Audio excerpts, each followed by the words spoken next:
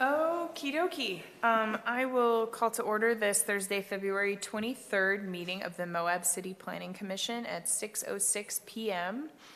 In the chambers tonight, we have city staff, Corey Shirtliff, Anna Englund, commissioners Jill Tatton, myself, Kai Marienfeld, Jeremy Lynch, and our brand new planning commissioner, Miles Lofton. Welcome, Miles. Thank you very much. He was just recommended by the mayor and appointed by council at their last meeting, and we are really excited to have him. Miles brings us a wealth of experience, a long time in Moab, and some new, I think, background and skills that we don't currently have on the commission, so we're really excited. We also have our city council liaison, Luke Wojciechowski, in the audience here to report back to council. First item of business tonight on the agenda is citizens to be heard. Do we have anyone here for citizens to be heard? I know there is someone in the chambers that I don't know. Were you planning to say anything for that portion of the agenda, sir? No. Okay, great. Just thought we'd check. Just here to listen to you fine people speak. Oh boy. Well, hopefully we don't disappoint you.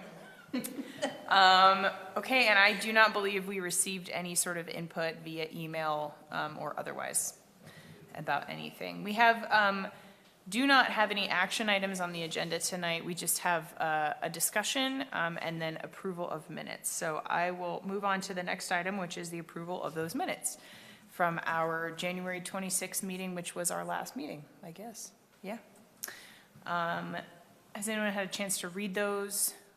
Look them over. Any motions that we'd like to make? I'll move to approve the minutes of the January 26, 2023 commissioner meeting. Okay, we have a motion to approve those minutes. Is there a second? Second.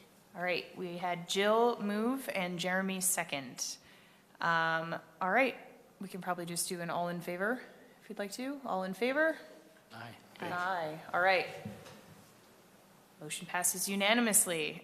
Next item on the agenda is our one and only big item tonight, which is a workshop on possible Moab City draft ordinance and ordinance amending the Moab Municipal Code with priority code amendments from various sections to resolve deficiencies, discrepancies, or vagueness of existing code sections. So this is a briefing and a workshop.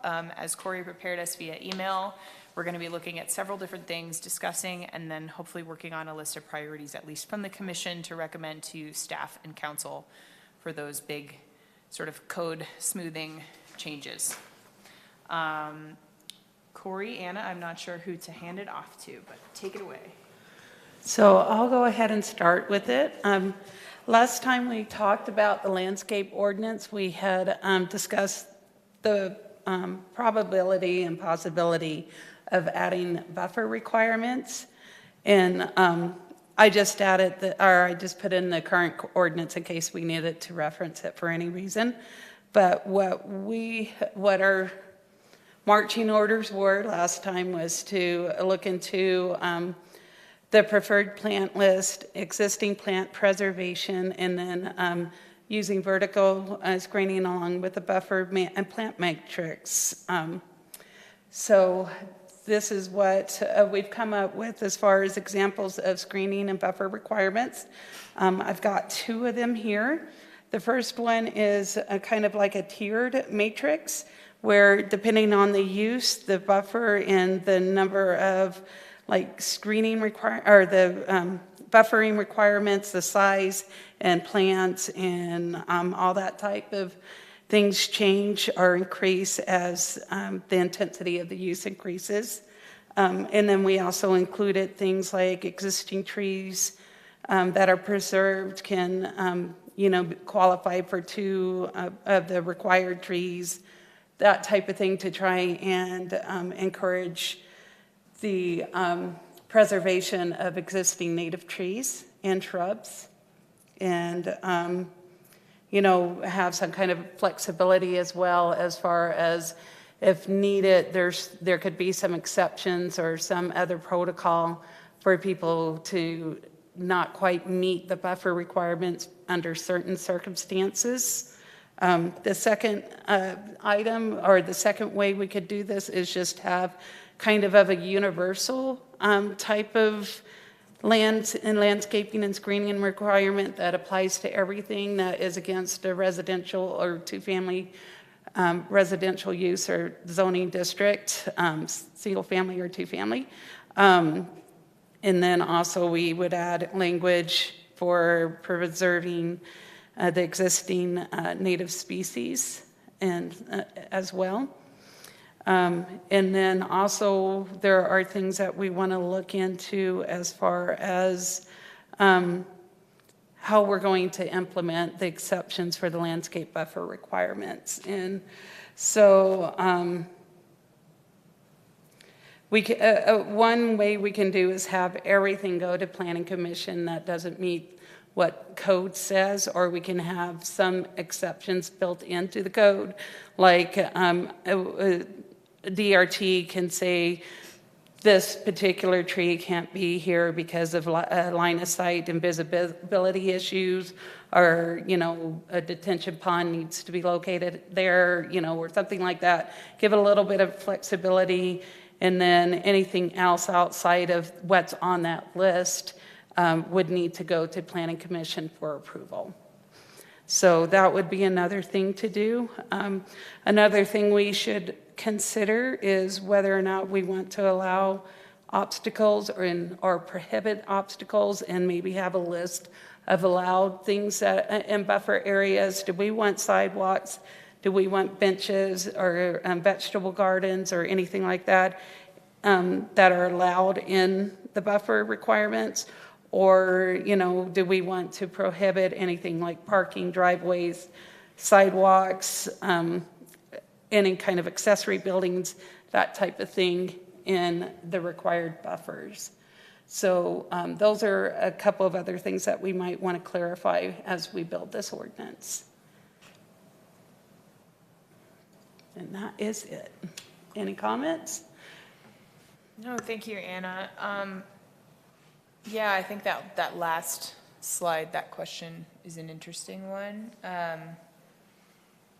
The first thing that sort of pops in my mind is we certainly don't want to have people have to choose between leaving native shrubs and having a food garden. So an allowance for something like that. But if we're looking at water intensity, food gardens are a pretty water intensive use.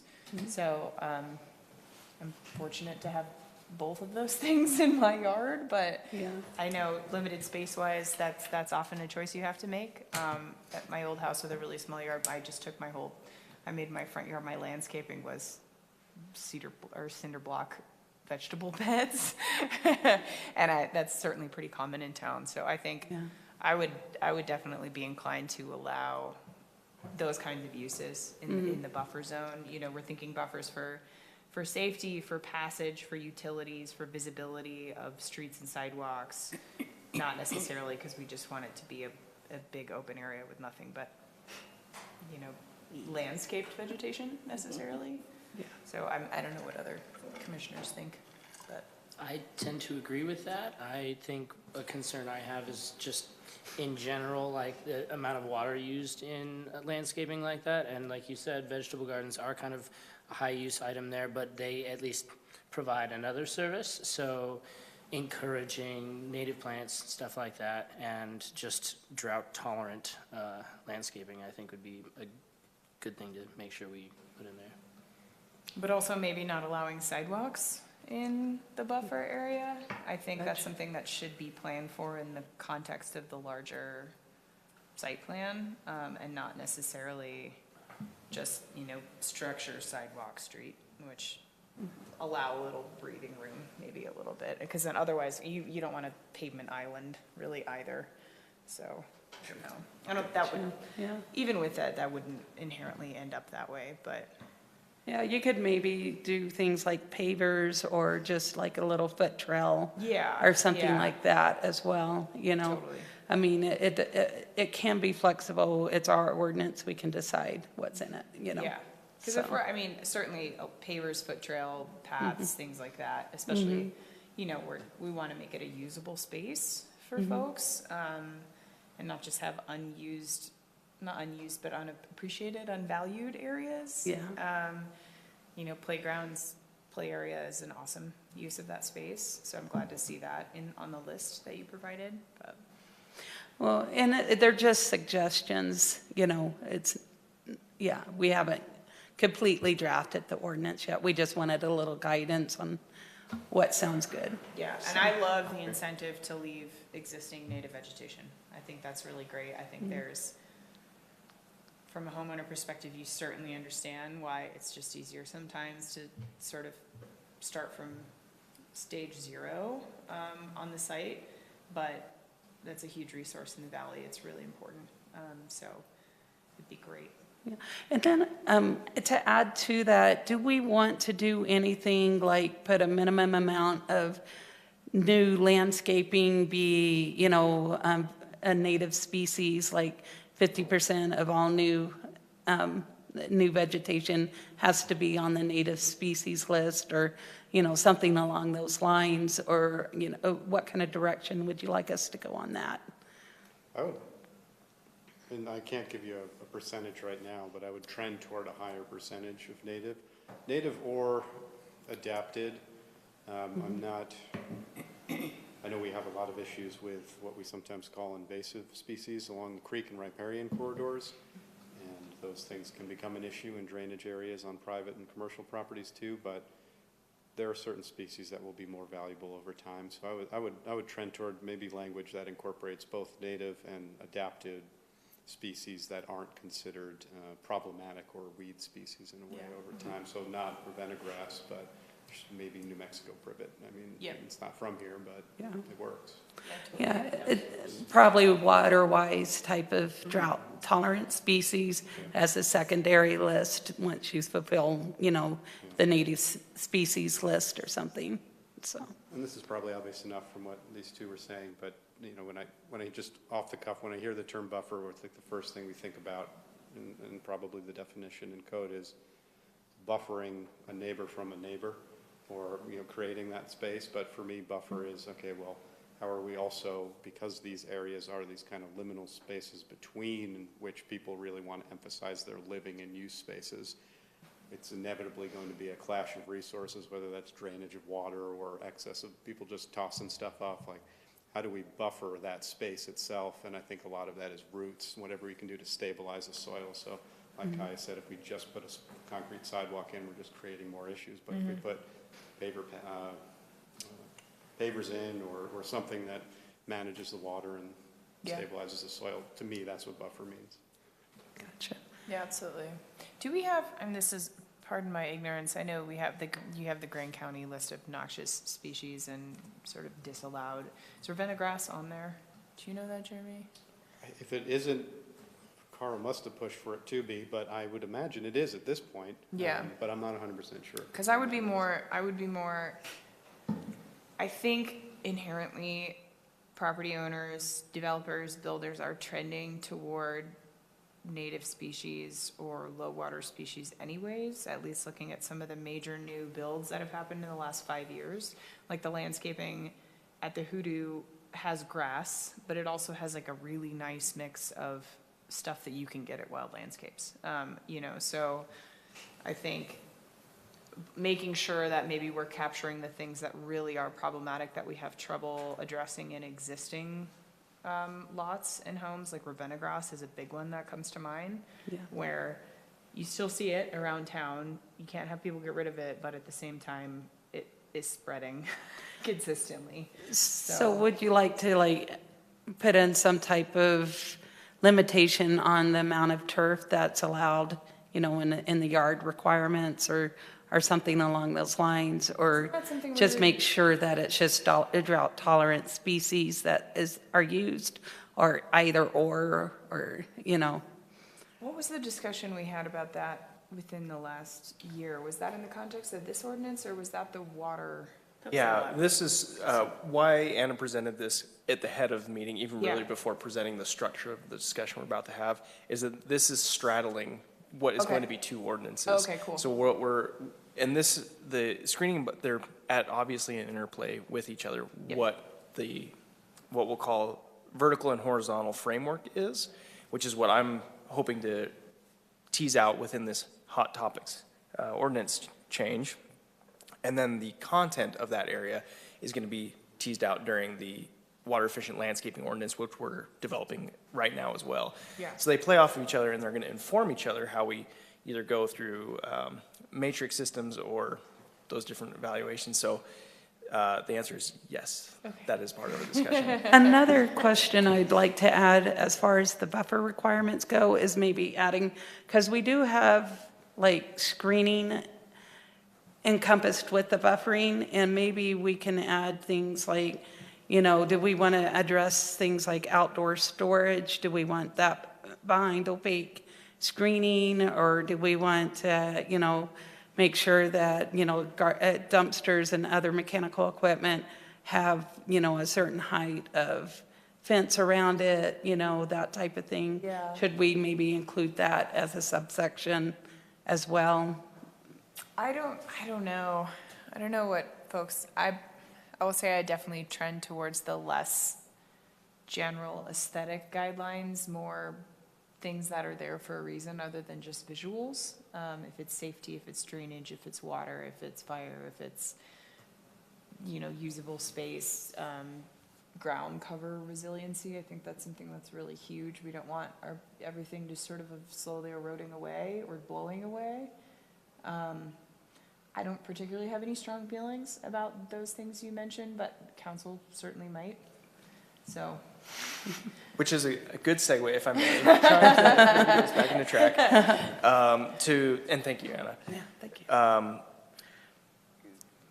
Frame this discussion a little more completely in that following our strategic planning sessions, and all of this information is in the agenda packet, is that we've, over the last few years, been identifying critical contexts of the ordinance that are either creating active discrepancies for land use approvals, deficiencies in the language, or just flat vagueness, which puts us at a risk for exposure and how we're approving. So even if we're improving in an appropriate context, that can be challenged, basically. And as development is becoming so much more intense on both sides, whether it being neighbors, surrounding communities, developers themselves within the ordinance wanting to do more, it puts the city at a really, between those two opposing positions, which there will be within every project, at the hard place if we're having to make the best interpretations we can. So the allowance or directive that we've been given from council is to go and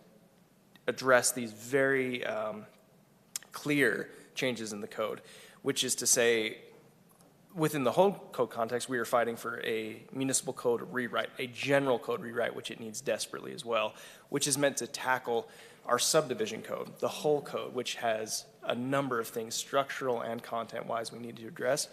But within that list, these were the items that we brought up of, we are having daily issues with a lot of these. And within the commission side, anything that you're viewing from the community side of, these things keep happening, why does the city continually permit these? It's usually because we have to, and that's within the context is we're in a position where we're often permitting things that we may want to be prohibiting, and we're prohibiting things that we do want to permit. Yeah. And that's just because of we're held to what the code is. There's not a lot of interpretation we're left with, and the interpretation we are left with has to be this very fine channel of reasoning, and so we have findings of fact for every decision we make that is one of these interpretive elements, but those are challengeable, basically. Corey, quick question. Sure. And this is likely opening a huge can of worms, but I think it might actually be really valuable. So I went to the County Planning Commission's sort of open house where they solicited and tried to solicit specific feedback on both incentives and barriers to development for housing specifically. It was largely chaotic, but I think it was also really valuable. Number one, because people actually got to physically get in the room and talk to people who are some, if not decision makers, but recommending bodies who have the ear of the decision makers like we are. Would there be something that might be appropriate to do with the community for this effort? I mean, it could honestly be as broad as, hey, we're about to undertake a major code revision. We're going to have a big wall of sticky notes, which is what they had. And tell us what you want to see in the code. Tell us what you hate in the code. What have you had an issue with? And then we at least have, I know we have a priority list already, but as sort of a backstop of things to make sure we're not missing at least, and to give people that opportunity, so then it's sort of all out there at once. I know that sounds like horrifyingly overwhelming probably, but it actually didn't feel that way. I know that was on a very Right. specific topic, but I feel like No, this not at all. community like really likes the opportunity to do stuff like that. where they Absolutely. can- And that's perfectly in line with what our Yeah. visioning process called for. Yes, exactly. And that is a major effort that we're hoping to undertake. Anna was able to participate, or at least attend, to Anna was observe there, that. yeah. So we pulled everything we could that was Yeah. relevant to the city, because there are Totally, obviously some totally. clear differences between the two Yeah, jurisdictions. but like with landscaping, for example, that's something that y'all hear, that really, those complaints or those issues or those things people would like to see don't make it to us most of the time, or don't make it to council most of the time, so. And sometimes it doesn't make it to us either, so, Yeah. you know. You know, you might hear from a developer like, oh man, I was ready, and then I realized I didn't have X amount of trees, and then I had to go Sure. back to the drawing table or something, Sure. so. No, I'm not afraid of that at all. In Okay, fact, I think cool. that's the direction we're going to It go. was kind of fun, honestly, there was food and people hang out. If anybody wants to geek out over code, I think we're on board for that. Yeah, So, I'm on board. You know I'm on board. And I would be happy, you know, like, the planning department, the planning commission chair for the county was sort of the facilitator of that, one of the primary facilitators.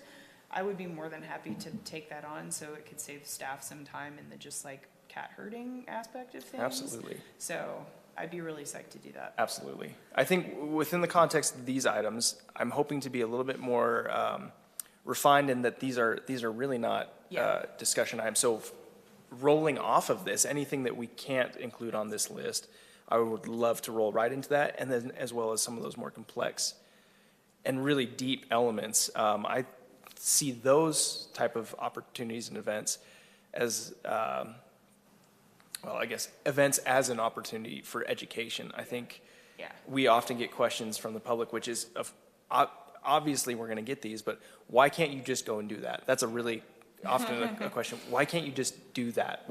Do the right thing? And mostly, given the structure of our state and our municipal jurisdiction and subdivision of the state of Utah, we're pretty limited in what we can and can't do, and we're in a property rights-oriented legal system, meaning it's very hard to restrict down, and that's what most regulations often come down to, is we're restricting down versus permitting up. Yeah. So it's, I think, finding that nice balance. And so education, for me, is a huge part of one of those. Cool. Thank you for that.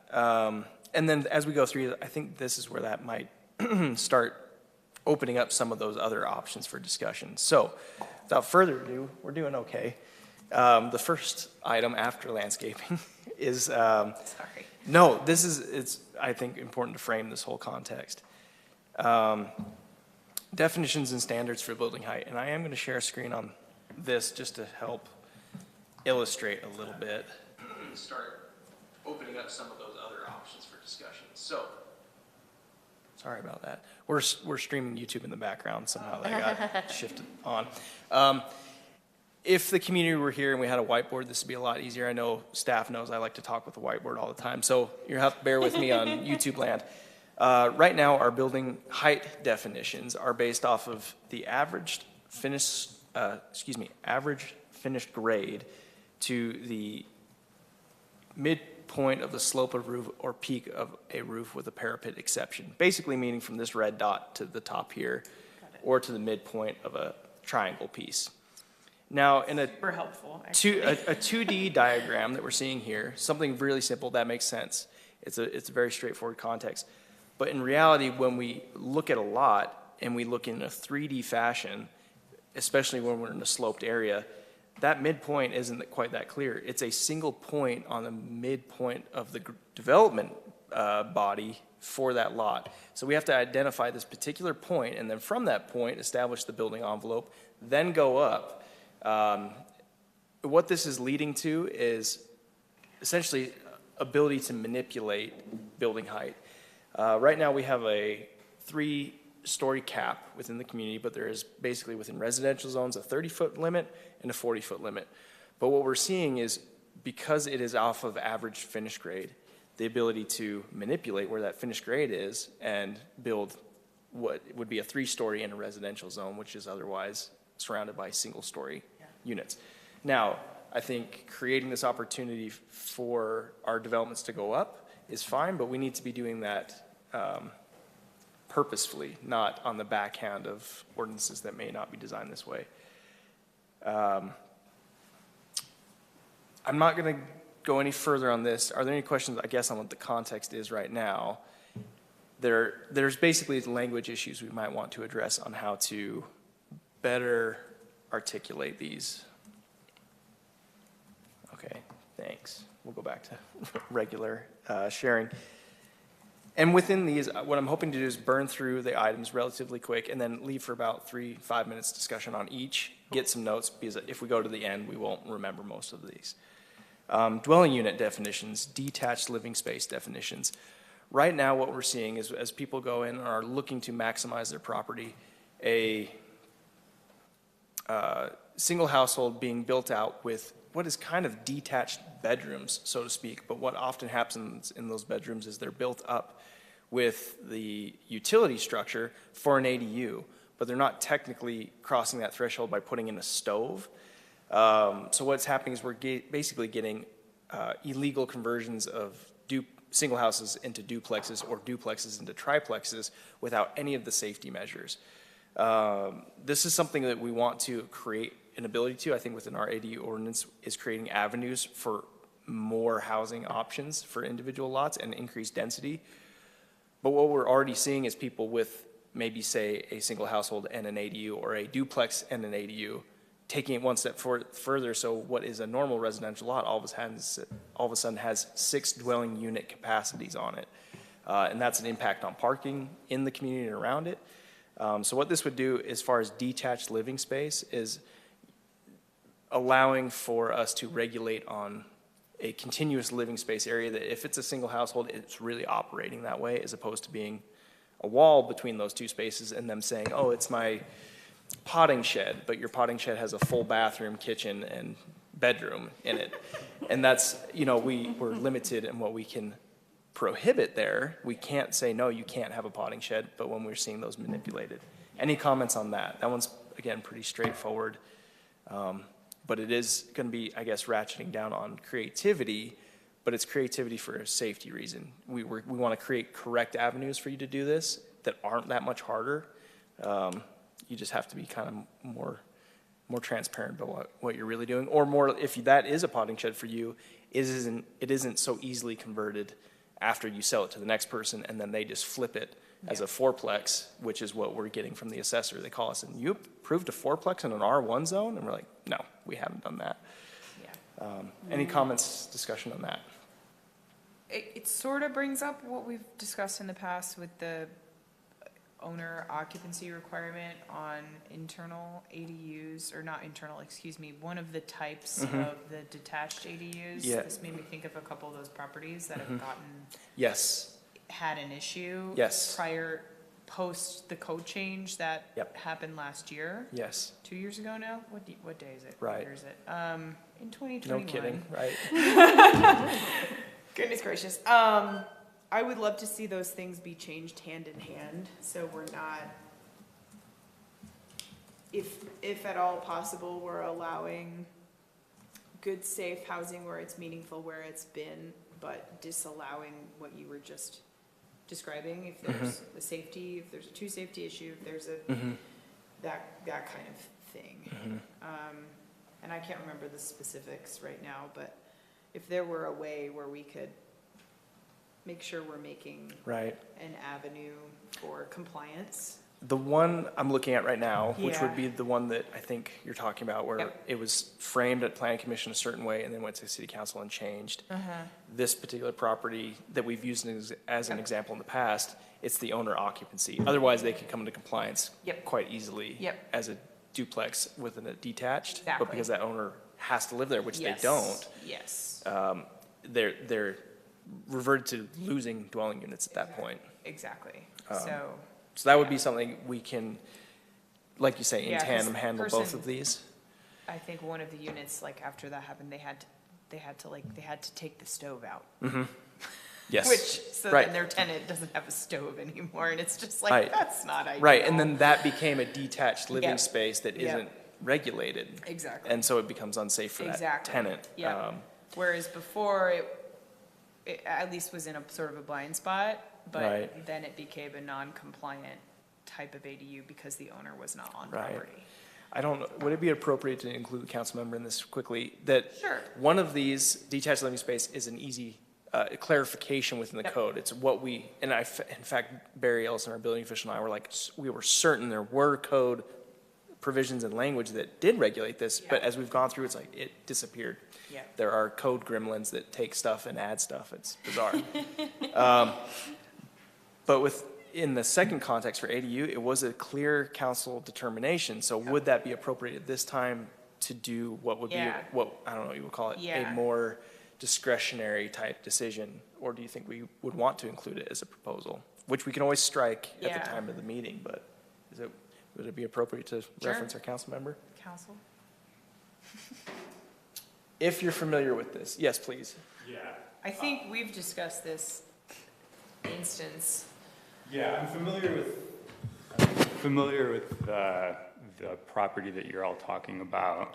I don't think I was on council when council made the modifications to our recommendation. You were on the planning commission. Yeah.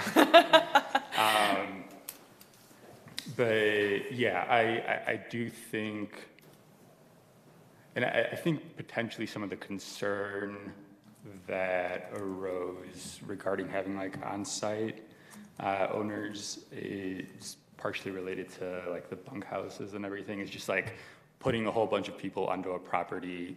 A lot of them are going to be like pretty young, have a tendency to maybe party a little bit more, and just have somebody on site to make sure that things don't get a little too wild. But I think there is a very real thing that has just happened in the situation that council didn't take into consideration, where there are existing properties like that within our community, and in order to come into compliance with this new ordinance, we're losing like housing as a result of it. And so it's kind of counterintuitive in that regard. And I think when we look at like apartment buildings or a lot of the homes that are being rented out here, owner doesn't live on site. There's a lot of young people living throughout the community, and there's going to be issues with that regardless. But like, should we penalize our community for the actions of like a select few individuals by reducing the housing supply within the area? So I can't speak on behalf of the council, but I would like to see something like that incorporated.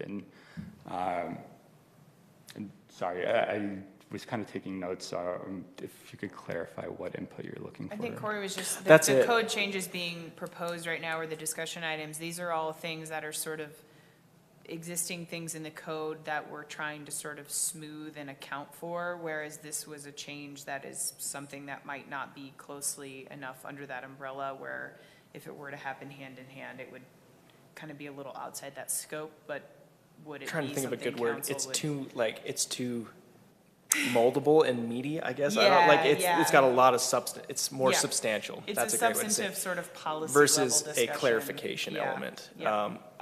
The component I think I want to connect the dots on is as far as the site manager, as far as raucous property, I was never really in favor. That got brought up, and I think there were elements from staff that proposed it that way.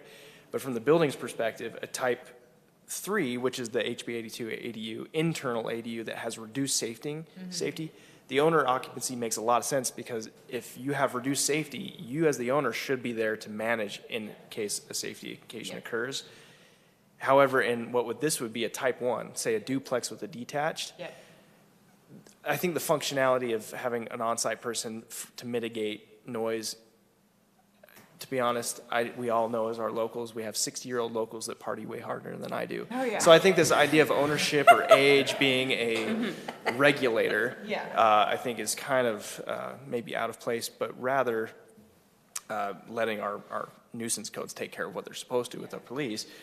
but creating more opportunity for, say, something that is a safe situation, because that duplex is built to a safe standard, that ADU is built to a safe standard, so the management of the property should be managed like any other property.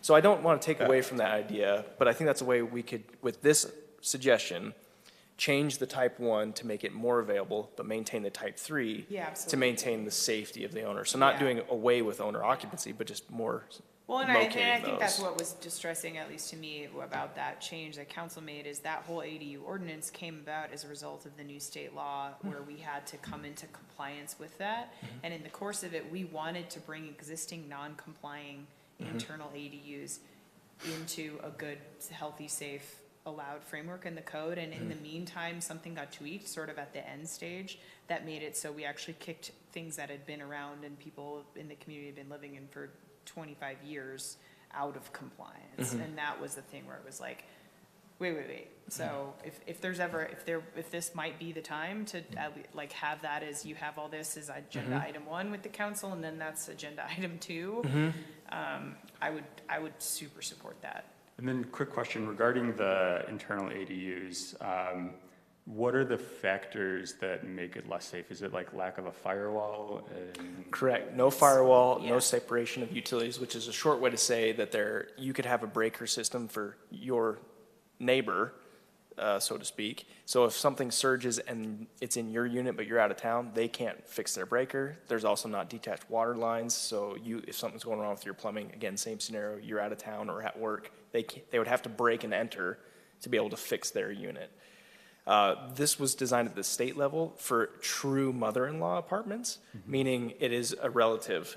There is some connection there where there's also not detached air systems. So if somebody's cooking fish, you're going to smell it because it's the same circulated air systems. And so especially with COVID, the separation of safety was like, it was a no-brainer in my mind. But from the state perspective, which is the Moab community is using this as a far different tool than what the Wasatch Front is. They were trying to make it super easy for mother-in-law, genuine mother-in-law or relative apartments to happen, which we don't disagree with, but we need things to be built in a safe fashion.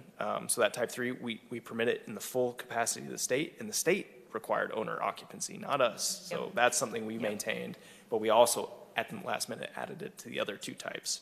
And that's where something we could dial back on the type 1, still keep the type 2 as owner occupancy if we wanted to do it that way.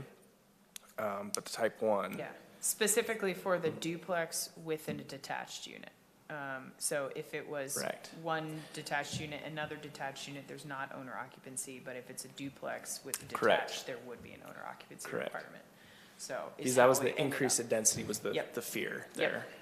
So, My proposal with this is I could do this hybrid proposal, and if it does become too substantial, we can just strike it and say, Strike it. let's put it on this. Yeah.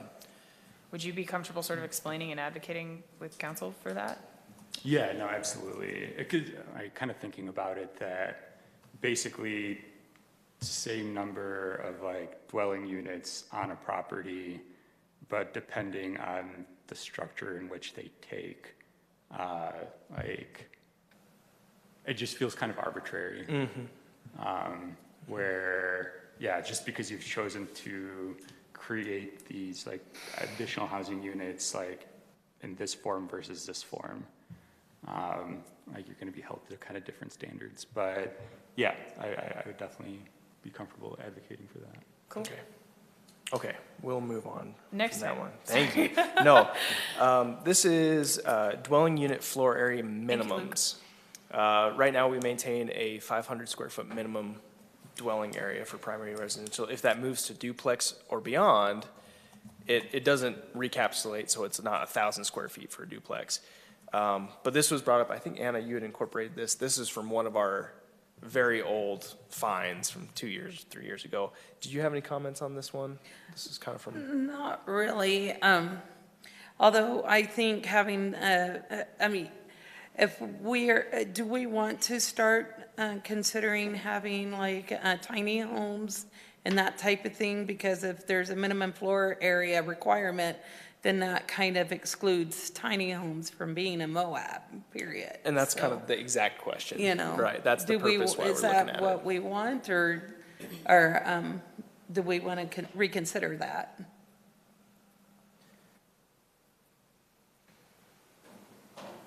And right now, so it wouldn't, there is a threshold, a bumper threshold, and it's within the building code. At a certain capacity, Yeah. you can't meet building code, and and we've talked about this with Yeah. ADUs, it flirts right around like 400. I was gonna say, It can it's like go 400, a little bit 450, smaller if yeah. you get a little more creative, but at a certain point, so us regulating up and beyond that is just one more step removed of saying, we'll What just is- meet building code. What is the average, like, tiny home size? Do we have Now, I mean, tiny homes, they're I'm thinking like walk in, you're in the transitioning. living room. 200 to 300 square foot Oh, nice. is the number. That's our I'll guy.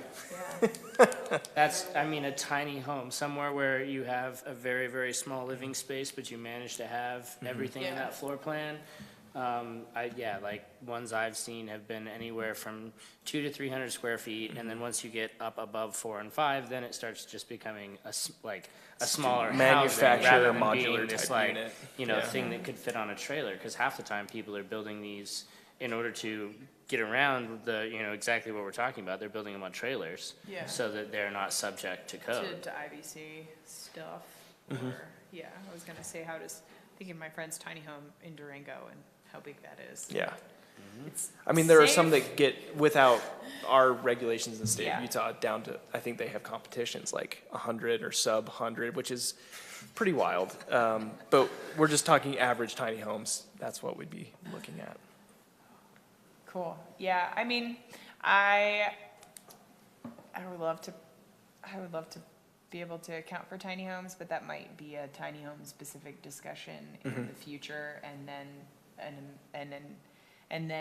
unless gets added to whatever this code provision is that cross references to whatever our new tiny home code Okay. is. So don't strike our current minimum standard, maintain it, but then down the line, maybe add a provision 500 or meet this threshold for this other type of definition. Where did we land with the pad on minimum unit size? I could look, but I don't, the number Within the 450 keeps pad. popping into my brain for some reason.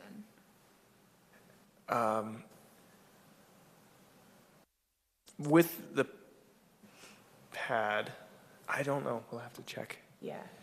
And that's also, again, because the pad is usually a multi-household structure, it's Yeah. really It's we don't irrelevant. regulate. So we have condos right now that are sub 500, but it's Yeah. because it's a part of a larger context approval. Yeah. So these are individual lot sizes, meaning you can't have an individual lot. So unless it's through a PUD, pad, or other large mechanism, you can't have a tiny home.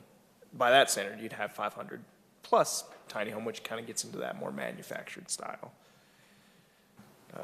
And this could even be rolled into that ADO, the city's version context, which, like you're saying, is kind of Yeah. the tiny home. So if it's even, and this is kind of a flag to me that if we're even talking about it this much, maybe we just say, don't worry about it. I would, yeah. I'm not dying to change this one. It's not creating immediate risk. It's just creating complexities for proposals. People are having to be more creative about how they're navigating. Okay, we're gonna strike that.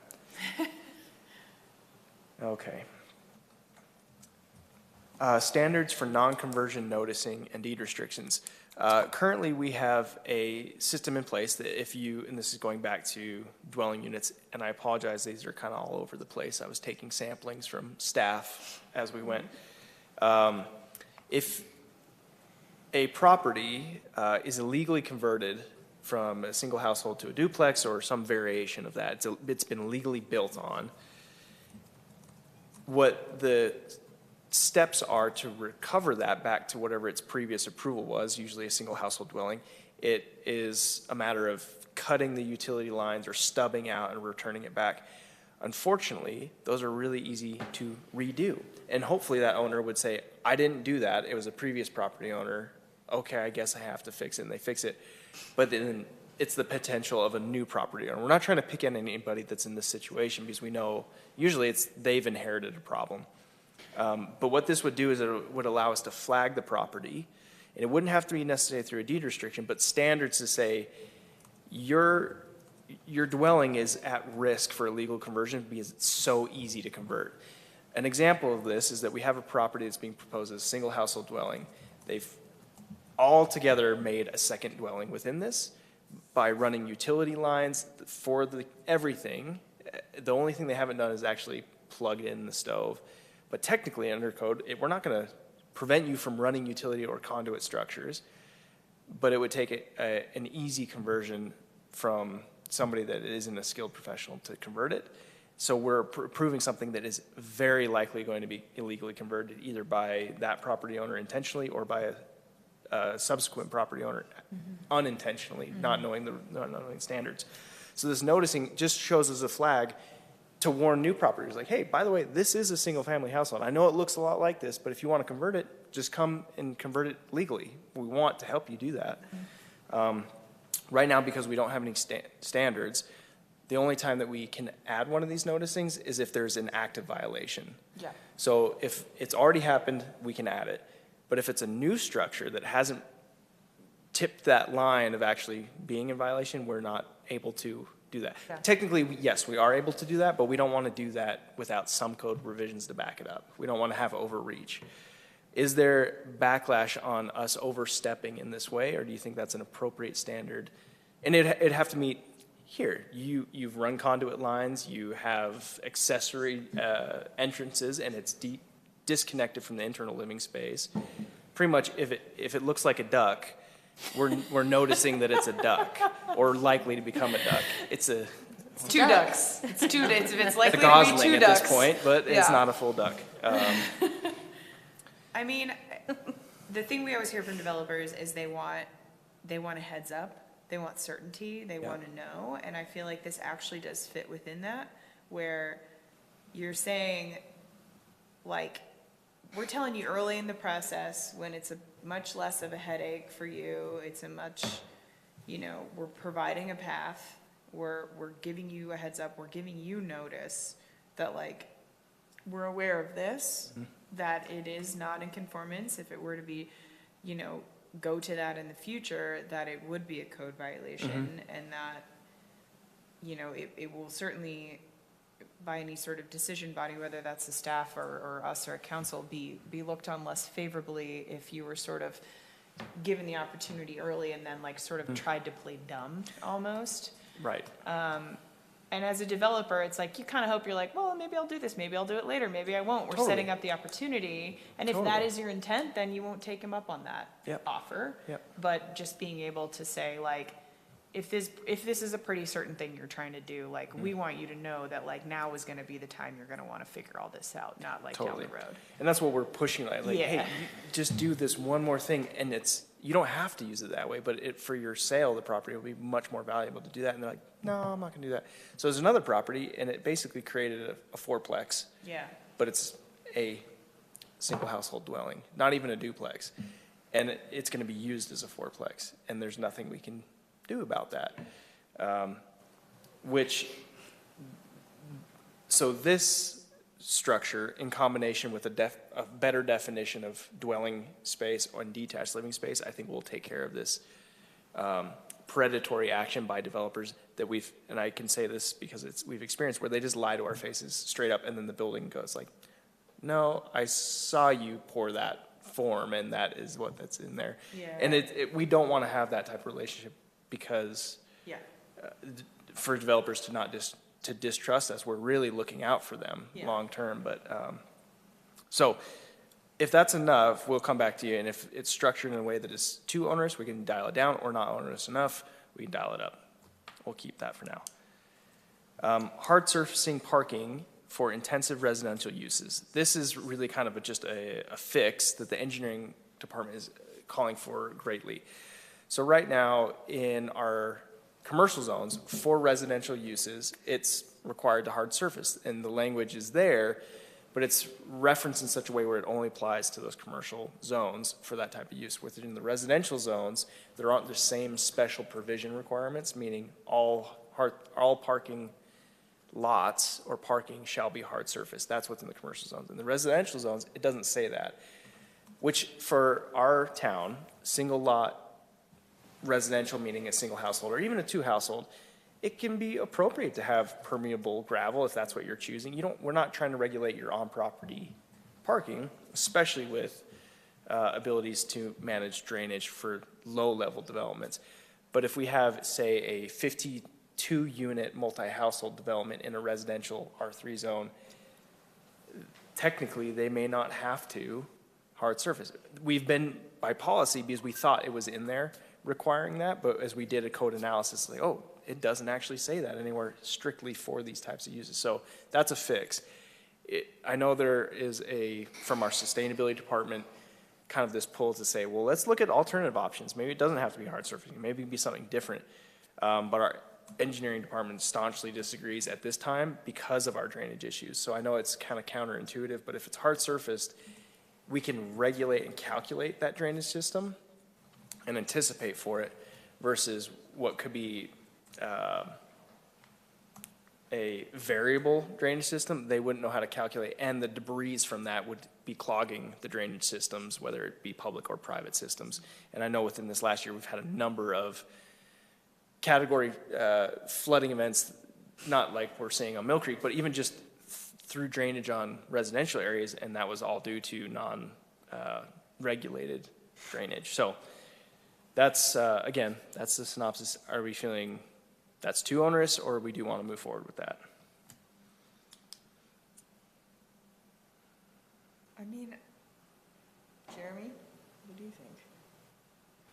I think that's a conversation better suited to having engineering and sustainability both give their reasoning for me to have a better opinion on it. And I understand that there are alternate forms of permeable, hardened surface that could work, could not work in this climate.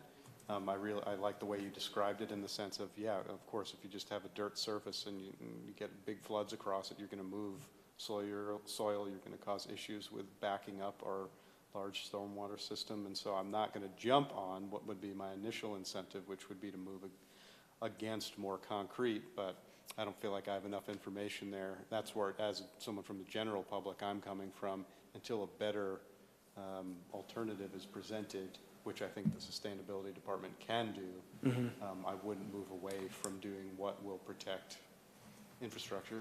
Yeah, I think we can do that within this without having to bump it potentially. And how I'd propose that is a threshold, because actually the less expensive the option is going to be hard surfacing, or if you're electing to do a variable system that can be evaluated on an extra evaluation basis, we would allow that. So we can have kind of an either or, which is where we're wanting to take a lot of these interpretive areas, this not being one of them, but allow the commission bodies to review those based on evidence and say if they have qualifying evidence, yeah, you can meet the drainage threshold and the system is intact. And maybe it's more expensive, maybe it's not. But for our engineers, allow the threshold to be, if you're not going to do the extra work to figure something out that is maybe better, you have to do at least this versus doing a bare minimum that we know isn't going to work.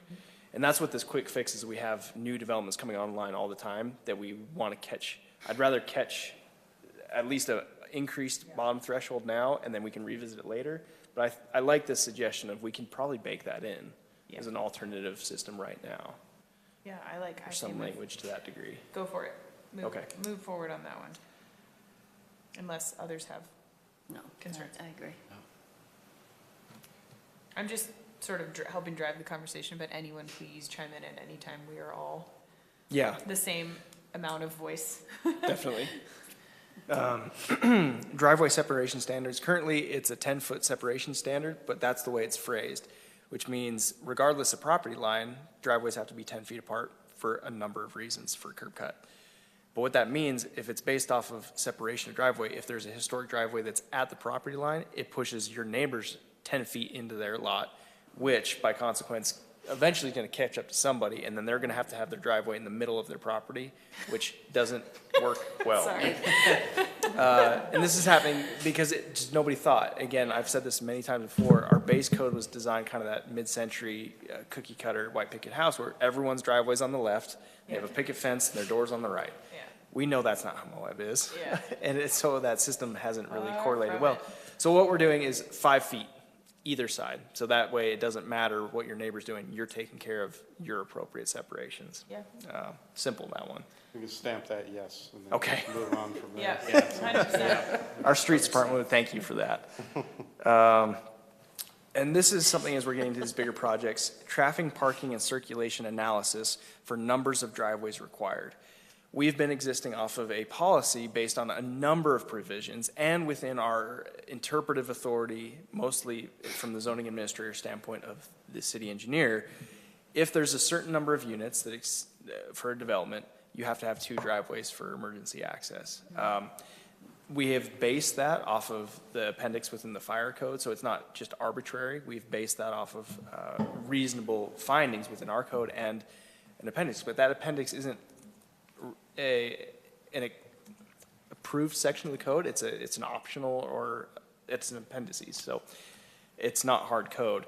So what this would do is it would put into our code a structure for the engineer to say that over a certain number of units, you're required to have 2 driveways based off this parking circulation analysis. And then if you can prove because of the development design or style or whatever you're doing, you don't need to, then you could remove it. But you have to have evidence to go backwards, not that we're trying to fight for evidence to keep things safe. Yeah, sounds good to me. Cool.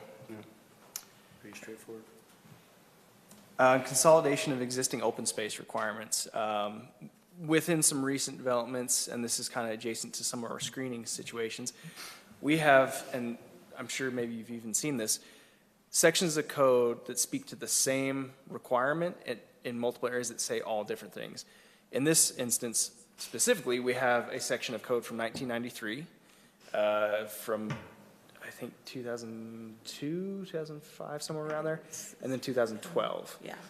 All saying different things for open space, and they all exist concurrently. Fantastic. Yeah, so this is what we deal with of what do we do here? And it's, from our attorney standpoint, really clear. Whatever is the most clear, direct, relevant, and timely, which for us is a good checklist. Yep. But it does open us up to appeal Yep. on these because it's a valid appeal question. And we don't contest that, but I do want to assure anybody listening, we're not just arbitrarily approving things. We're understanding our code's deficient in some of these ways, and we have to go through legal process to follow what the property rights, because the property owner, so if a neighbor would say, you didn't follow the maximum open space, they appeal it. We're bound also to the property rights that we have to take whatever is the most relevant, not what's the most beneficial to either the neighbor or the most beneficial to the developer. We have to take whatever is the most clear. So this would be a matter of striking these old sections. I was going to say, I would argue, I don't know. That one's pretty obvious. I was going to say, I would interpret the new one to supersede the old ones. Yes. It's just like laws of Yep. construction.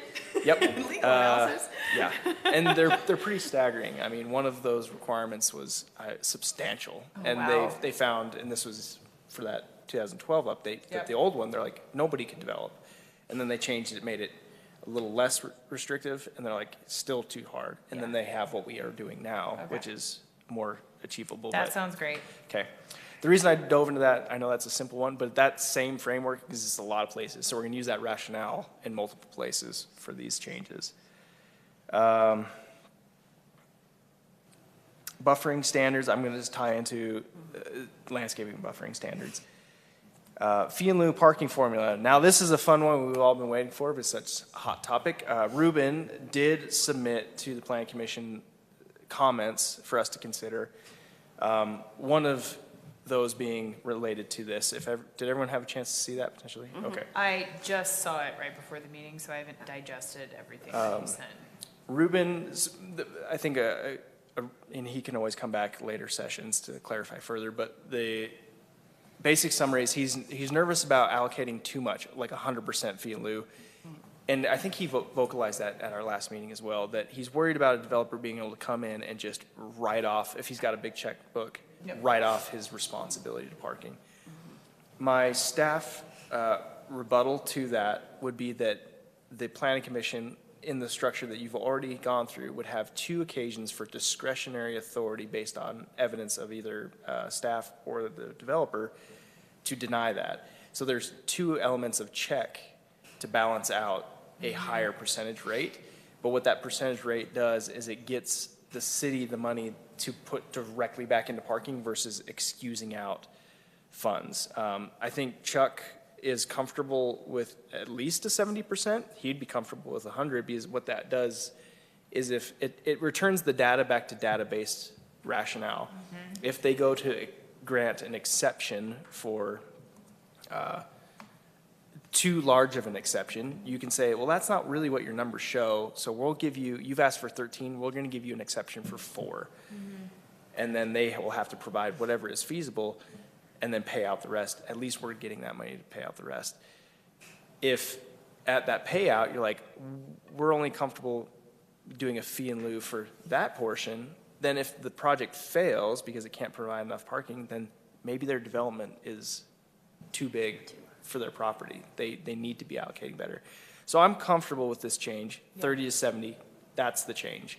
Or higher if the planning commission wants to go higher. Yeah.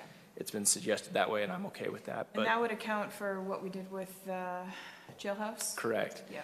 Ruben's one additional component, which I thought was very thoughtful, was if you have existing parking, you can't kill that parking and replace it with fee and lieu to develop further, I which think that's a would big one. affect a lot of these well, not a lot, but a few of these C3 downtown, particular plaza individually, who was looking to expand or better utilize that plaza space. So converting the plaza to more usable space, given the issues they already have. There's a number of other logistics issues for fire, EMT, and services, delivery services, trash services for that plaza that would have to be mitigated even beyond the parking. But this is a good debatable one. I'd really like to capture that, this ordinance with this feature, but that is a really good question to add. Do we want to say if you have parking, you can't kill it? So this is only for new developments or for developments that are already built out but want to expand?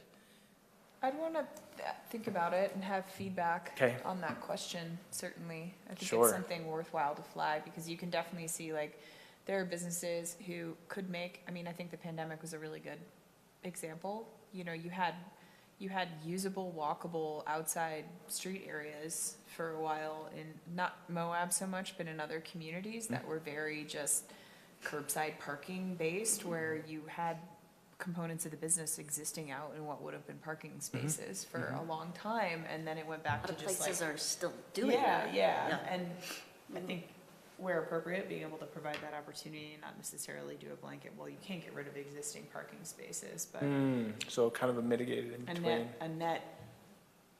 I was a gonna net say, gain instead of being, I think that's what we're talking about. It would just be Interesting. numbers, not which ones or where specifically. Interesting. or some percentage over time that you could remove so that you couldn't just kill all the parking.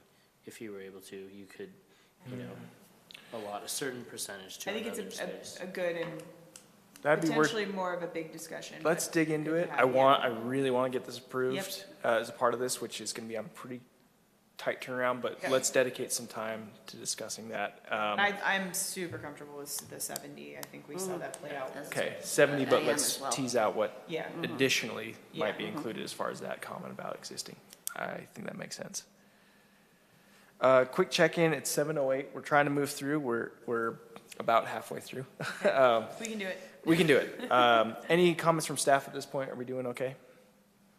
I'm going to introduce our other staff person. Oh, yeah. We're not I ignoring. was gonna We're flag not the fact ignoring. I was like, hey, Christina. I want to give Christina her due time. Okay, permitted zones for drive-throughs. Again, this is a quick fix. I think there's only 2 zones that actually permit drive-throughs, where we know there are drive-throughs in multiple other zones that would be more appropriate. So this is basically putting drive-throughs in where we think they ought to be. Should be. This Because is the snake oil question. they're currently, yes. Yes. Yeah.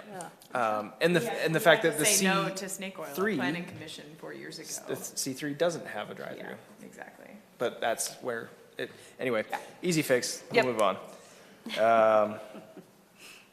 I just want to mention briefly that we glossed over Ruben's presentation that was attached to his email. I did gloss over it. We could, I guess, come back. Let It's- me it's a- guess what the subject was. I don't think there's need for discussion, It's, but I yeah, just wanted it's detached from the I will parking look at it. discussion. you put a We'll lot of table work- that till he's back to fight for that. How about that? We'll let Ruben advocate for stained glass. Which I'm all I know, I about. saw that. And it's, I think, expanding beyond OAs at this point. Yeah. Is, I think, his intention. So Oh, my goodness. I'm going to let him gracious. fight for that one. Thank you for bringing that up, though. He would It have is a been good laugh. disappointed had we not mentioned it. Right. It was a good, Outdoor rec. very needed. Outdoor rec, clarification on what that is outfitters, tourism-oriented businesses, definition of permitted use zones.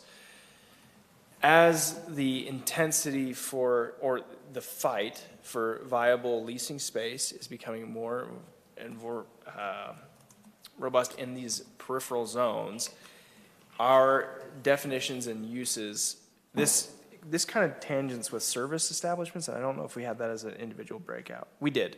So these are kind of both mutually exclusive there, that we need to define those out better and where we want those located. Currently, the C5 zone, neighborhood commercial zone, wouldn't necessarily be prohibiting outfitters, which draws outfitting type businesses, if they're defined in a certain way, into what really, in my mind, that zone wasn't dedicated for. And in addition to that is our industrial zone, which I don't know if that was another breakout I had put. Our industrial zone doesn't permit tourism industries. One section, so we have two spots of industrial zone, both zone the same way. One is along a corridor area that currently has many outdoor outfitters in it, and it's not zoned for that. Mm-hmm. And our other industrial zone is kind of buried deep into one of our residential zones. So the question becomes, because all the outfitters exist in that industrial zone, which isn't a bad area for them to be, we allow that universally. We're going to be drawing tourists through our residential area to the back side of our city. And so the traffic will change. The content of the traffic will change to this community. And so far, so we've had people applying for business license for outdoor rec in that particular area. And according to the code, we're not permitting it. Yeah. But they obviously look across in this other zone, same zone, but in a different area, and say, well, why are they all here? So that's where we need to tease that out a little bit further. So you're talking about like where Western is, or Wild West is with like Soul Gear and. Yes, that's the one one zone that the other already one's has behind them. my neighborhood on River Sands. Correct. Yeah. Correct. Yep. Pardon me, I've got wife, 2 kids at home. You're good. You're good. Okay, so Let's that go makes ahead and start on the next item, I guess, would be the planning application lapsing period. I think that what we need to do, so we don't have open applications for years in our system, is to add to our ordinance that, we'll send a notice to them by email in writing that their application is incomplete and we need these additional items, and then give a time period in which they need to submit those additional items, or the application would be Start it all over closed. again. Yes. And they'd have to resubmit the application and do the whole process over. So that's what that would mean. And then the next one would be fence height maximum. So we've noticed that there's a lot of residential houses in like the commercial zoning districts, and that does not regulate fence height in front of the homes. And normally in a residential situation, we want to have a maximum of about a 4-foot height limit, but there really isn't anything outside of that 15-foot landscaping requirement that would stop anybody from putting like a 10-foot tall fence in front of their house if they want to in commercial zone. There's, no max. So as tall as you can engineer, Yeah. which we haven't seen a great wall go up yet, but there could be one. There might be one someday, so we just kind of want to define that a little better. Any suggestions on that? Yeah, I don't want the Great Wall of China. Yeah. I don't have any suggestions, but Okay. I do have a comment in the sense that for a lot of neighborhoods, like noise can become a big problem. And a taller fence can go a long way towards mitigating the amount of noise you actually experience on your property. Yep. So restraining someone to a 4-foot fence, which will honestly not do a whole lot to cut back on road noise, may or may not be our best option. There's plenty of things in play. That's one thing that comes to mind when I think about fence height and a property in town, especially one that is on a busy street or sees a lot of, traffic. Totally. And screening, you know, you have some properties where there's a parking lot that they're next to, and you have headlights coming in your second floor windows all the time if you don't have a high enough fence. So, yeah, I'd be curious, So the standard, if any fence lower than 7 feet does not require a building permit. Anything over 7 feet requires a building permit and engineering to just ensure, because that, at a certain point, that weight, Yeah. it can just be dangerous, even if it's chain link. yeah, Where we're suggesting is just even a pretty high cap, like 15 feet. We can go higher if you want. yeah. 15 feet was kind of where we were ballparking, That but that's, seems That reasonable. seems incredibly reasonable. it's pretty, we don't hope that people are gonna build the max. If you give them max, maybe that's what they're gonna start aiming for. Yeah. So I don't wanna set it at too ambitious of a, like, okay, just not the Great Wall of China. It's like, okay, well, let's do a little lower. Like, oh, you're blocking your own rim view. Okay. Right. Which, yeah, can happen, but I think 15 feet is, I doubt people would do that, Yeah, but if they did, it's like, okay, Yeah, that's they're- not, yeah. that doesn't step over into like, okay, this is becoming an issue for your Yeah. surrounding properties. totally. Okay, I think around here, at a certain point, it's gonna, the engineering costs are gonna be prohibitive for a Right. 15-foot fence with the Totally. winds we got yesterday. totally. So, If it's opaque, yeah, an opaque screening where it's plank or anything like that, yeah. Just in general, And I don't know Engineering dogs, alone. I guess there are some that could jump that high, but, right? The deer jump. my Yeah. goodness. and that's, yeah, standard deer elk fencing is 8 feet tall. Yeah. You can go higher, of course, but, okay. Anna, you were on a bit of a roll. Do you want to keep going, or? I believe the one audience member is here for our discussion on putting, what we're going to do about the boarding house, guest apartment, guest room, and guest home refined use definitions. So I think we should at least go okay. over that. Let's jump to that then. Yeah. Jumping to that? Okay. Yeah, Yeah. so from fence down to boarding house, guest apartment, group home, refined use definitions. This is coming from multiple areas, and these are very different type uses. They've been used in context of bunkhouses. They are not the same. All of these really do have a different historical context, different application and use currently. Yeah. And this would be an opportunity for us to evaluate these, see if they're still even relevant, like boarding house. I'm not sure is even a relevant use for us to maintain anymore. And it's available in surprisingly many zones, and especially because we're not offering new overnight accommodations, which this would require a license for. Maybe we remove this from our zones, but same thing with guest apartments, unless it's an established overnight accommodation. But group home and bunkhouse, and I don't know if you want to go on to those later sides, or did you have any other comments on those? I'm going to let you say what your thoughts Okay. are on it. Group home is usually a nonprofit type use. It's currently pretty limited. I've met with the city manager a couple of times on this, and we're working with one of these entities to see what opportunities there might be to allow them to develop in their current situation better by saying, hey, is our use insufficient as is? From the administration level, I might even have to say we're going to take that discussion off the table for this list, unless there's clear findings being proposed to us. That was proposed to me that we're not going to, at a staff level, probably dig into that particular element. So if there are proposals, we can evaluate that and do an individual text amendment for that. And then as far as the bunkhouse, that is something that the city council is really, they were in charge of organizing, which is why it wasn't included on this list. I think eventually it would be appropriate certainly to add that in. I don't know if you want to transition to form-based code at all with that, or to leave that for a different discussion. Well, I think, so I don't think we have anything, we have a definition for boarding house, but we don't have any zoning districts that would allow it outside of, we could put it under multifamily. But I think there definitely needs to be more clarification on that. And then as far as bunkhouse goes, is that housing for employees? Is that what you're referring to as far as that goes? That's the traditional context. Yeah. And, Okay. yeah, where that definition bunkhouse comes from. And if that's an inappropriate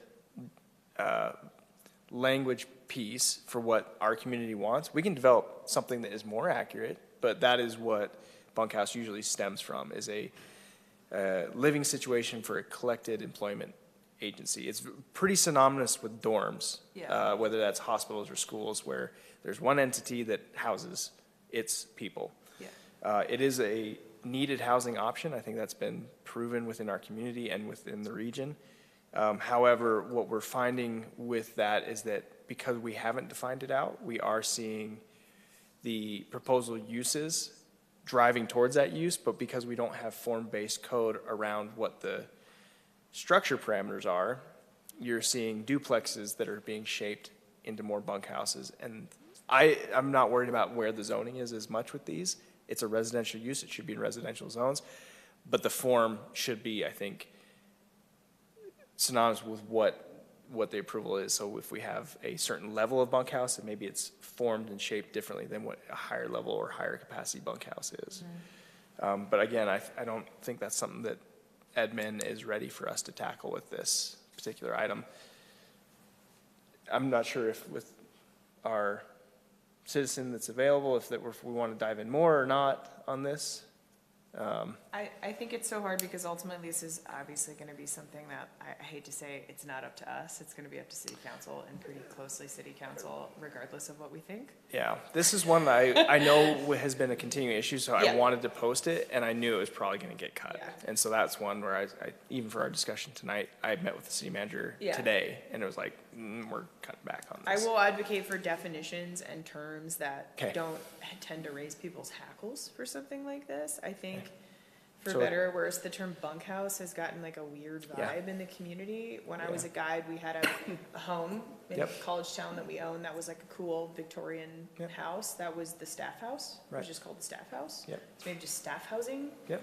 And I think that it sounds a little friendlier, and I think it's a reminder that like, hey, these people work in your community. Right. So. Yeah, I think there's a villainizing of our community, which is wild to me, but I Yeah. understand where people are coming from when they have Yeah. those impressions. That'd be kind of my one suggestion at this point, but I think Yeah. figuring out a way, I think form-based standards will help to mitigate some Yeah. of I think the good faith concerns. Mm-hmm. The ones that aren't just, this is a single-family neighborhood, you can't have anything but single families living in this neighborhood. Right. Anne has begun looking and researching into some form-based code that we might be able to apply, and that was where, okay, this might be its own Yeah. situation. Yeah. But I think we'd love to bring that back to you guys as its own discussion, because it's a pretty big Well, and I'd love discussion. to like talk to Western Spirit and see what their build-out is looking like Mm-hmm. for their, because they have some staff housing as a component of that currently. I mean, it's not Mm-hmm. permanent, it's like pre and post-trip staff housing, but. Right. It comes down to, I think, a combination of really what the definition of a dwelling unit is, which ultimately boils down to how many kitchen spaces you have versus living spaces or sleeping spaces. And then beyond that, it gets into building code of what type of occupancy type you are based on the number of people involved in there. At the very bottom, we talked about parking for a bunkhouse occupancy permitted use. And right now, currently, we have a soft policy that if it's being used in such a way, you have to provide at least the parking per bedroom. But again, that's soft policy. It's a necessity at base level, so we haven't had any pushback on that. But if somebody were wanting to push back, which when people come in, they're like, I know this is the requirement, but this is what we're proposing, we're like, that's a good product, because they are proposing at what should be the minimum requirement for that. Cool. If it's okay, I want to move beyond Yeah. those two items. Is that, I think, cover where think- we're at? Are there any more comments either with the audience or with our planning commissioners? Okay. It's up to the chair. I'd be We're happy pretty to- casual. Yeah, but- absolutely. Please, just for our, No, oh it's- yeah, just for our minutes, just introduce yourself and then Yeah. feel free to make a comment. Keep it as brief as you can, but some background would be great. Yes, so my name is Brock Smith. The reason I was wondering is, talking to employees who work for me at Antica Forma, there are people living in essentially a roughly 5x7 room. Basically, you have to shimmy between your bed as you go in the room to get your clothes. And so I was talking to my staff. I called earlier this week just to find out what was possible. There's some land available that maybe that we're looking at purchasing, but the issue is it would be exactly what you're calling it, staff housing, which under that becomes a little difficult as the term family. I mean, sure, Fast and the Furious, we're all family. That's kind of a tough, fast and loose way to frame that. But the fact of the matter is we would like to do something for the staff that gives them more than basically a cell to live in. Yeah. But at the same time, as you've brought up multiple times, Corey, do it in a way that we're open and transparent with you. This is the number of rooms we're putting in, and it sounds like potentially the boarding house is going away. That was something we were looking at, being that we are a restaurant, providing, I mean, the definition of a boarding house was providing some meals. It's very simple for a restaurant to do. But looking at a way to make that fit with what you guys have. Totally. So, Well, I and think- that could help guide the process. I think it's helpful, particularly for council, to have a real-world example of what someone wants to do, what they would need to meet that threshold as these changes are being made. It would, we have a couple right now, Oh, but yeah. along with this, similar to Jailhouse, where it's, hey, this is the result of our current situation. Is that what we want? Is that not good enough? Yeah. And right now, I think to the benefit of our businesses, the opportunity to develop is actually pretty open. It's not as restricted as maybe some Yeah. people think, and what we're actually looking to do is restrict it further, but in a good way. Yeah. So I think right now, it's actually, we could probably Well, look in at. a way that doesn't, and I'll be really clear, I don't think occupancy standards are something that or occupancy limits, numbers, like household size limits. I don't think the city, We don't. I know we don't. We don't have them. I don't want us ever to get to a point where we need to put that into place. Right, and I know- that's absolutely been something that's come up in the context of Yes. bunkhouses, and Yep. I'm very opposed to that. I think to the same number, regulating numbers Yeah. of a household. Yeah. And then also licensing for a household. I know those are from a state perspective and from some of our administrative, it's on paper, it cleans things up a lot, but I think looking to our community, that's creating a barrier that, Yeah. anyway. Yep. Okay. by the way, thanks for jumping ahead. Yeah, Thanks, Doc. thank you for your input, and hopefully something We can works. help. Yeah. We'll figure this out. Yes. Thanks for the pizza. The post-it notes on the wall, if you need food. Yeah, ooh, okay, careful, careful, we'll take you up on that. Thank you, sir. We're doing pretty well. Location of accessory structures on residential lots, storage containers, shipping containers. Again, those have been long-standing questions, and as Anna has gotten into buffering and screening areas, kind of under the same context of how we're utilizing, kind of like Jerry said, what are we doing in these spaces and how can we utilize them better, but also ensure that we're serving the purpose of what those are. I think that might fold into itself a little bit there. The only component there that is a little bit odd is that we currently don't have any parameters for shipping containers. My understanding is that we do have some regulations of accessory structures in a front yard, but beyond that, there really aren't any. Are there So time limits on something like a shipping container?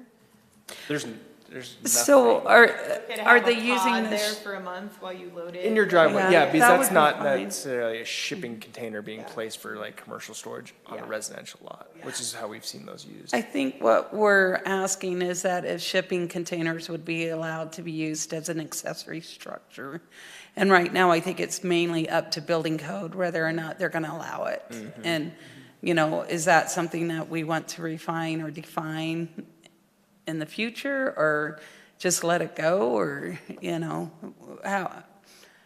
what direction should we go with that? I don't really care, honestly, unless we've had and y'all know better than we do, pushback or concerns or consistent issues where someone would have been okay with the shed, but not the shipping container that ended up there. Yeah, it's a residential character question Yeah. where in the past it was a compliance, compliance driven. We were just seeing shipping containers popping up unpermitted because it's just a self-established unit. Like Anna's saying, if it doesn't have a permit, then there's no tracking for that. Yeah. But placing in the front yard, I think we do have prohibitions on that to a degree. But beyond that, there's nothing, and as just they're becoming more accessible or more common, it's like, okay, let's maybe just not prohibit them, just say, here's where you can put them and here's how. Yeah. Some standardization there might be good. Just but something. Shipping containers are honestly a fairly low cost and simple way to create storage in your yard that should, in my opinion, be accessible to people here in town. Yeah. And Yeah. particularly people who have businesses who, you know, their home is their primary location of their business. If they're a contractor or something, they have to keep their equipment somewhere, and the shipping container in their backyard is probably where that's happening, and Sound, there's no safe, commercial excess property storage, available, you so know, yeah, Easily exactly. locked, they're easily managed, yeah. Yep. Okay, I think that's clear for us. I think we can design something Yeah. that captures that. Something, but not something that's like, no. Yeah. Yes. Yeah. This one's projections and encroachments into the setbacks. This is really similar to the open spaces. We have contradictions within our supplementary code, and sometimes even within the same paragraph of itself.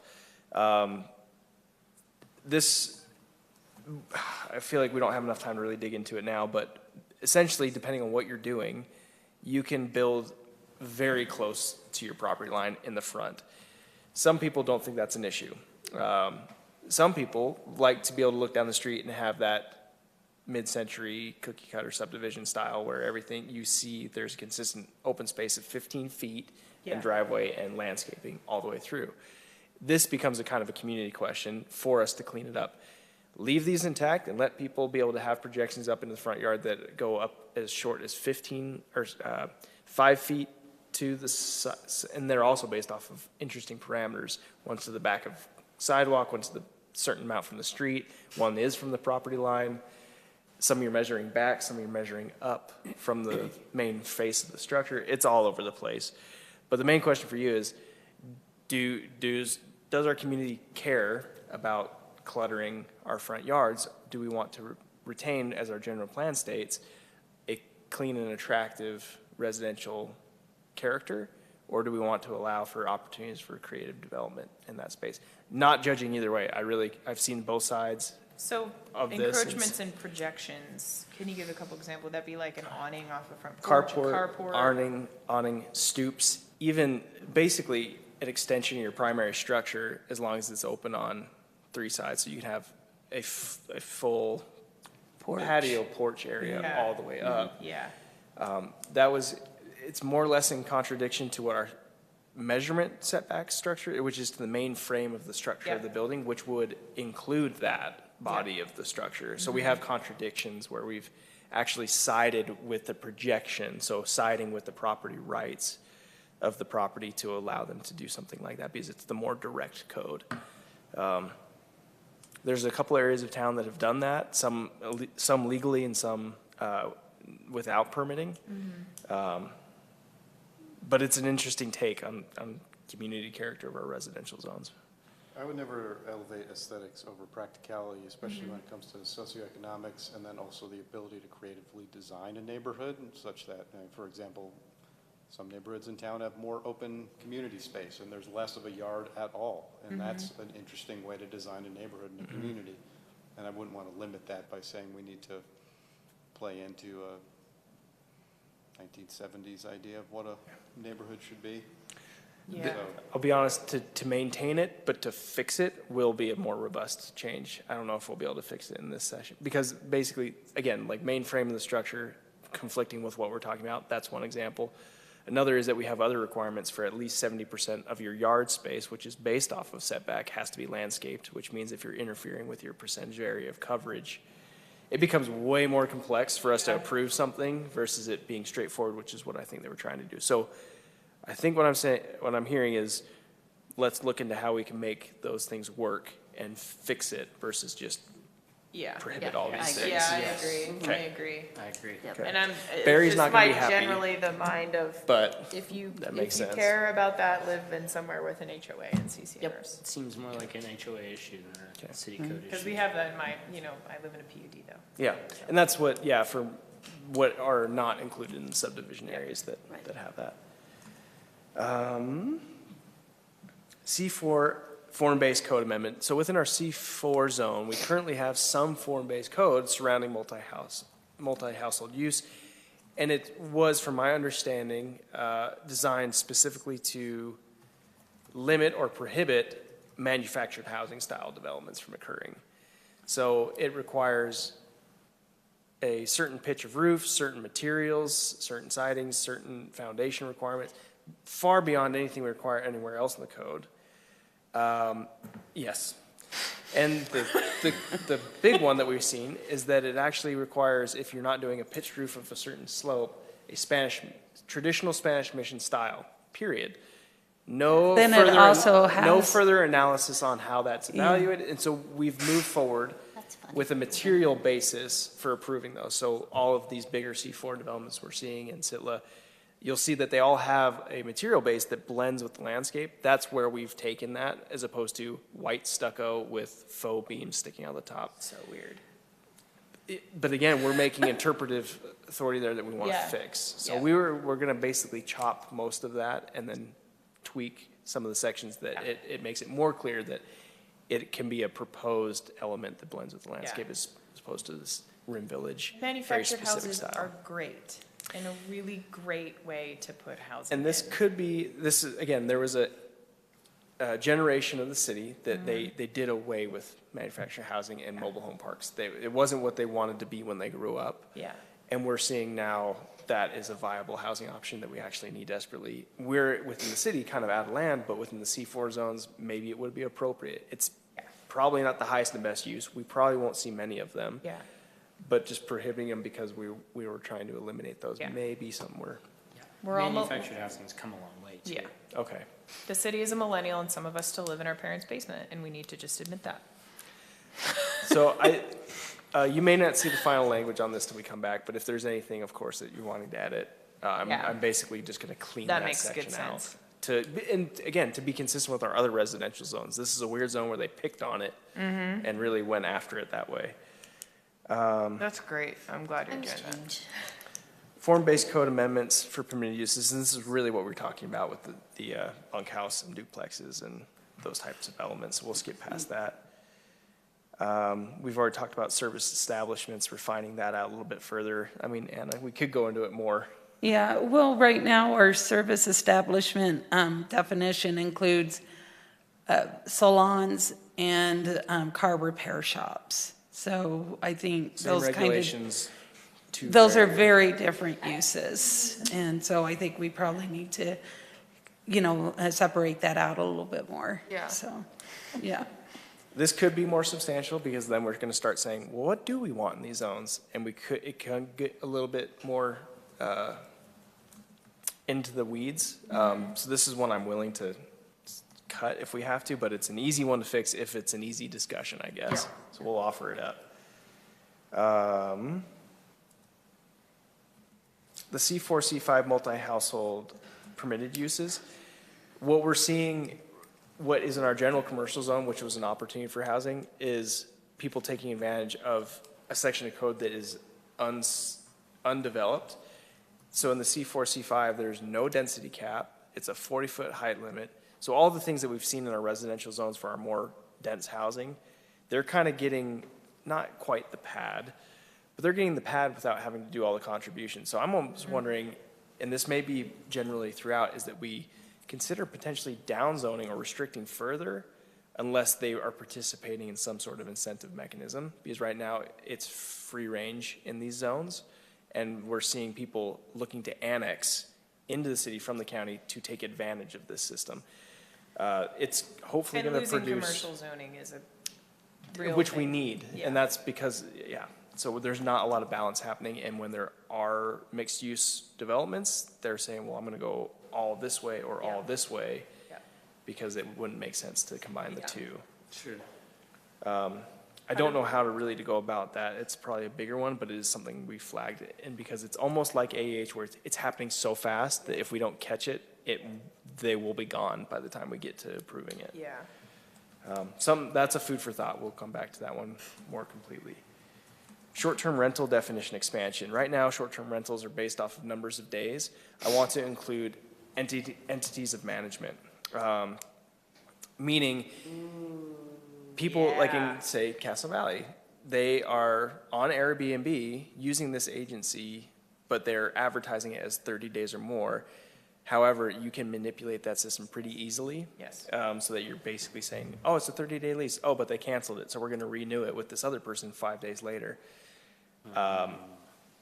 There's someone in my neighborhood doing that too, and there's nothing we can do about it. And so for me, short-term means if you're using a management agency that is specific to short-term vacation rentals, that's a short-term use. So we've seen this whole number of days being really manipulated. Yeah, And absolutely. I get that there's opportunities for 30-day rentals, Yes. as yeah. in month-to-month, long-term Yep. rental. So I don't want to start tweaking days to like, oh, it's 90 days now, because that's still a need for Yeah. some people. But just these real easy ways that we can cut off the people taking advantage. So that was my quick definition quote on what I'm Is trying that- to do there. Does that run afoul of state code in any way if we do that? If we say you being on Airbnb or VRBO is evidence that it is a short-term rental with the way that the state code is structured where you can't use that as an enforcement mechanism? I don't believe it is, because it's a category of land use that we're regulating. Yeah. So if you're in a permitted use and have a license, go ahead, go for it. But you can't pretend to be something and use an agency for the thing we're prohibiting and Yeah. say that you're not using it. So Great about it it. is kind of it's a workaround on the other side's workaround, so to speak. Level 1, Level 2 site plan review thresholds and minor major change thresholds. This has resulted in some issues that's landed us in lawsuits in the past. It's teasing out a little bit better of, like Anna talked about, I think earlier, with an application, how long it's vested for, entitlements within that. Right now, the way the language is phrased, we wouldn't be requiring people to submit for a plan change on a massively substantial basis unless they're adding floor area technically. So you're going from a hospital to a gun range, but you're not changing floor area, well, we're not going to review it. Don't worry about Yeah. it. So I think that's an error in the code, because there are other areas where the intention is there, and we've been, for the most part, practicing if you're remodeling space, it is new commercial floor area under a change of use. Yep. It's clean. It's just cleaning that language up. Yeah. Accessory use definitions. This goes into kind of detached living spaces. If you're saying you're a potting shed, maybe it can't have a full bathroom and a kitchen in it. Yeah.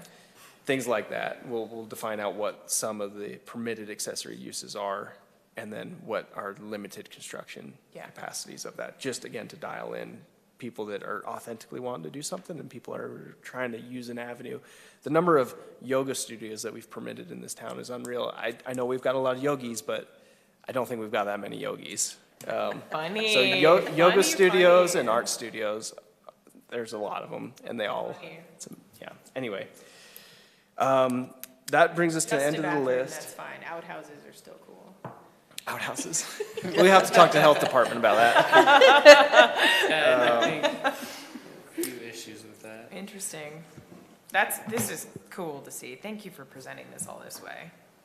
I thank you for your feedback. I know There's a we lot had to happening. burn through them. No, it's I am good. hoping I told council like, oh, it's 5 or 6. Okay, maybe it's 15. But these 15 mostly are important. We'll probably have to shave about 7 of these off. Okay. It's good. Well, we did 2. It's necessary. We shaved 2. Yeah, we're gonna shave down, and I don't think the Down to council, 13. at least from the city manager's perspective, if it's clean, she doesn't care how many. If it's substantial, even if it's few in number, she's not super crazy about that, but we can always propose it and strike it if we have to. That makes sense. They've given us a lot of trust, and we Awesome. wanna go about it that way. Some of these are going to be really good to have. I think Yeah, so. with this all being kind of a asterisk at the end of this, during our legislative session right now, a number of bills that could dramatically change the way we govern municipal land use. Some of them are a little scary. So some of these might be well, that would have been nice, but we're gonna remove these. And then even within our larger structure. we'll see what the yield is. There's one in particular I proposed late. I don't know if anybody's been keeping up. It's a Senate bill, but it's about fractional ownership, which I know we're pursuing as well. There's a potential no. block for that right now. So hopefully, The bill says that you can't regulate fractional? Correct. Oh, for almost frick's just sake. that simple. Oh, no. Why So did they we're do just a this? little behind the block, but the reason I'm bringing that up is time is of the essence. Yeah.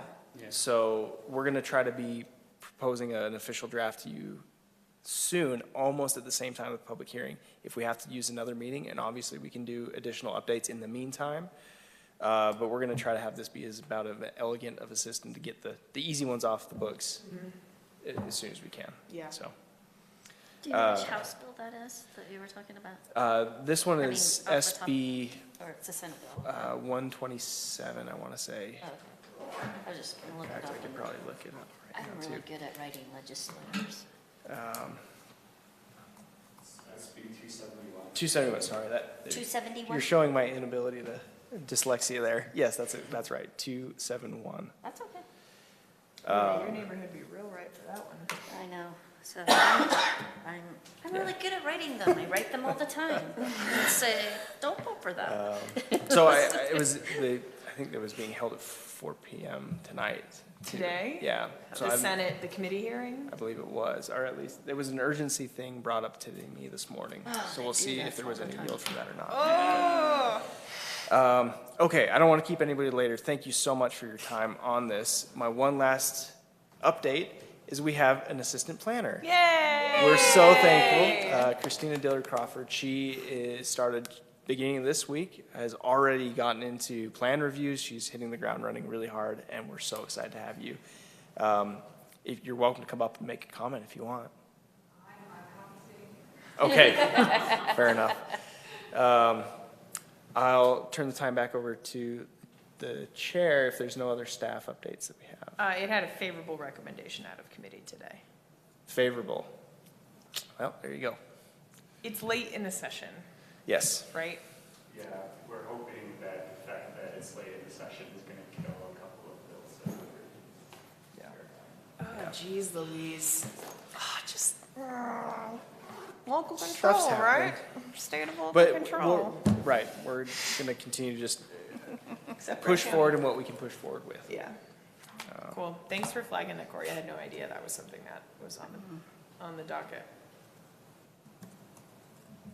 Okay. All right. With that, future agenda items? Do we have anything on the books that's? Not really ready for planning commission as of yet. You guys are getting skipped on a lot of stuff right now because Okay. you've already seen the preliminary plans either this year or even last, and lot adjustments. So there's a lot of stuff going from us straight to city council at the moment for next week. But yeah, I think everything that's in DRT right now is still working. We're kind of, We're really, a few really nice projects in the works, it's just they aren't ready yet for PC. yeah. Yep. Okay, I think that's it from our end. Cool.